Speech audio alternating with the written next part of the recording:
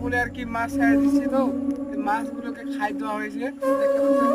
খাচ্ছে আর কি, আমাদেরকে বিরক্ত না করে আমরা কিছু কথা বলি। বানাইলাম এই সুইমিং পুলটা আর কি খরচ পড়েছে 50 লাখ টাকা।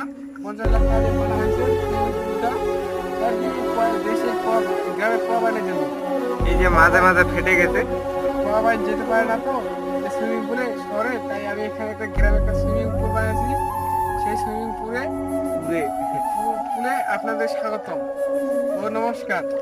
আগে আমি ভুলে গেছিলাম, প্রথমে এই কথাটা বলার দরকার ছিল, আমার মনে ছিল না। তাই সুইমিং পুলটা কিন্তু বড় ঘটনা, বড় বলে